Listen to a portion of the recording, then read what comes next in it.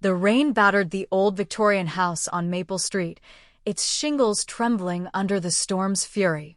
Inside, Evelyn Carter paced the hardwood floor, her heels clicking like a metronome.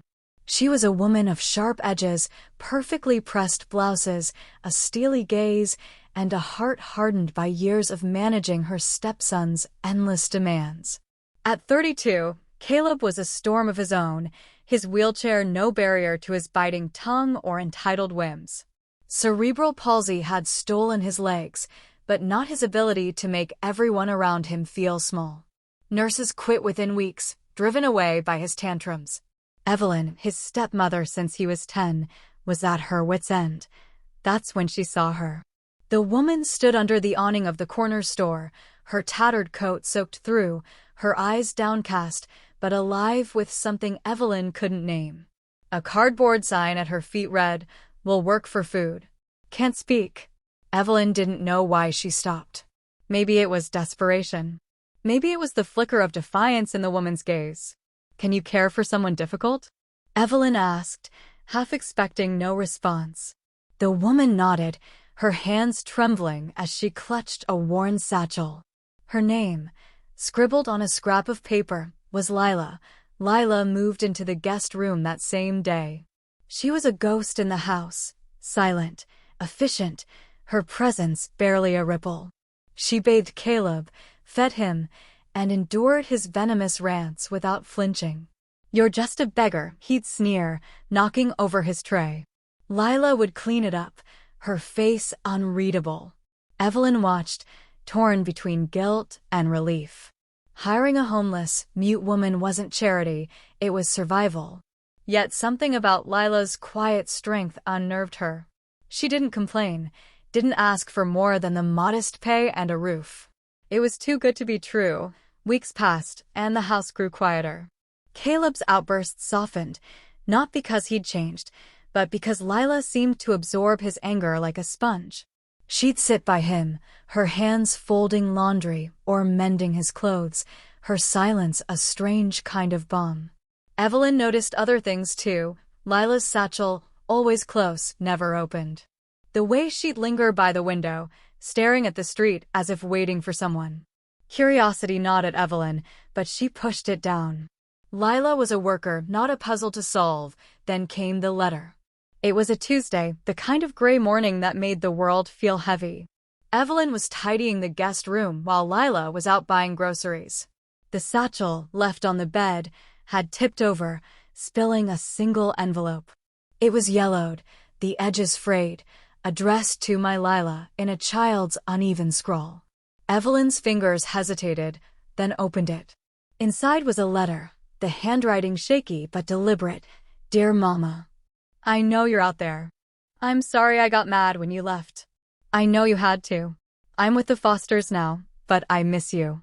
You always said kindness fixes what's broken. I'm trying to be kind like you. Please come back someday. Love." Jacob below the words was a crayon drawing of a woman with dark hair, holding a boy's hand. Evelyn's breath caught. Lila had a son she'd left behind. The weight of it hit her like a stone. Lila wasn't just a drifter.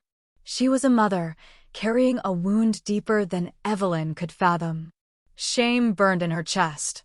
She'd judged Lila, reduced her to a solution for Caleb's chaos, never once asking who she was.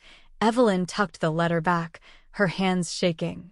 When Lila returned, Evelyn watched her move through the house, her silence no longer a mystery but a shield. That night, Evelyn sat Caleb down. "You need to treat Lila better," she said, her voice firm. Caleb scoffed, but there was a flicker of guilt in his eyes. "She's not your servant. She's a person. And she's hurting, just like you." The next morning, Evelyn found Caleb in the living room, his wheelchair parked by the window. Lila was beside him, pointing at a bird outside. For the first time, Caleb wasn't shouting or sulking. He was listening. Evelyn's throat tightened. She didn't know what had shifted, but it felt like a crack in a wall that had stood too long. Days turned into weeks, and the house began to change. Caleb started saying please and thank you, his voice gruff but genuine. Lila taught him to fold his own clothes, her hands guiding his patiently. Evelyn, inspired, began joining them for meals, the three of them sharing quiet moments that felt almost like family. But the letter haunted her. She couldn't unsee the crayon drawing, the plea for a mother's return. One evening, as winter's first snow dusted the ground, Evelyn made a decision. She found Lila in the kitchen, washing dishes. "Lila," she said softly, "I know about Jacob." Lila froze, her hands still in the soapy water. Her eyes, wide with fear, met Evelyn's. "I'm not judging you," Evelyn continued. "But you need to find him. He's waiting for you." Lila's face crumpled, and for the first time, Evelyn saw her cry, silent, wrenching sobs that shook her thin frame. Evelyn pulled her into a hug, the first real touch they'd shared. "You've given us so much," Evelyn whispered. "Let us help you." Lila shook her head, pointing to her mouth, then to Caleb's room. Evelyn understood. Lila felt she had to stay, to finish what she'd started, but Evelyn wouldn't let it go.